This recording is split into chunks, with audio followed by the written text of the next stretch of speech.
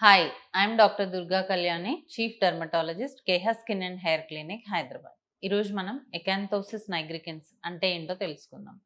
So కొంతమందిలో ఎవరైతే heavy weight ఉంటారో వాళ్ళల్లో నల్లటి పిగ్మెంటేషన్ మనం నెక్ పైన, అండర్ ఆర్మ్స్, గ్రాయిన్స్, బ్రెస్ట్ కింద చూస్తూ ఉంటాం. ఎక్కడైతే బాడీ ఫోల్డ్స్ ఉంటాయో అక్కడ స్కిన్ అంతా కూడా చాలా ఎక్కువగా థిక్‌గా, డార్క్‌గా అయిపోతూ ఉంటుంది. అండ్ కొంతమంది లేయర్స్ ఫార్మ్ అయితూ ఉంటుంది.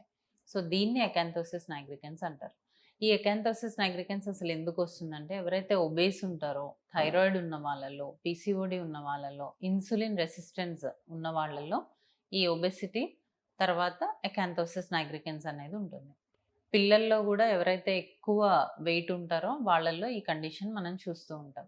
సో చాలామందొచ్చి దీనికేదైనా క్రీమ్ రాయండి డాక్టర్ తగ్గిపోవాలి పిగ్మెంటేషన్ అంతా అంటారు. బట్ అది పాసిబుల్ కాదు. ఫస్ట్ మనం వెయిట్ రిడక్షన్ చేసుకొని, ఆ తర్వాత కొన్ని ట్రీట్మెంట్స్ తీసుకుంటే మనం ఈ ఎకాంతోసిస్ నైగ్రికెన్స్‌ని కంట్రోల్ చేసుకోవచ్చు.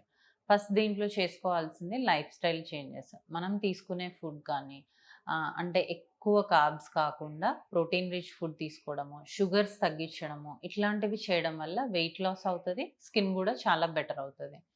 దాంతో పాటు కొంచెం ఎక్సర్సైజ్ ఇట్లాంటివి చేసుకోవాలి. వెయిట్ రిడక్షన్ అనేది మన మెయిన్ ఎయిమ్ కాబట్టి. దీంతో పాటు కొన్ని రకాల క్రీమ్స్ అండ్ కొన్ని ట్రీట్మెంట్స్ లైక్ కెమికల్ పీల్స్ కానీ, లేజర్స్ కానీ తీసుకోవడం వల్ల ఈ పిగ్మెంటేషన్ అనేది తగ్గుతూ వస్తుంది. వన్ డే ప్రాసెస్ కాదు, కొంచెం టైం పడుతుంది. సో దీన్ని ఎలా చేసుకోవాలి? వెయిట్ రిడక్షన్ ఎలా అవ్వాలి? లేదు ఈ పిగ్మెంటేషన్ ఎలా తగ్గించుకోవాలి? ఓవరాల్ బాడీ అనేది మనం టోన్ ఎలా చేంజ్ చేసుకోవాలి? ఇలా మనం డీటెయిల్డ్‌గా పర్సన్‌కి కూర్చోబెట్టి దీని గురించి ఎక్స్‌ప్లెయిన్ చేయడం అనేది జరుగుతుంది.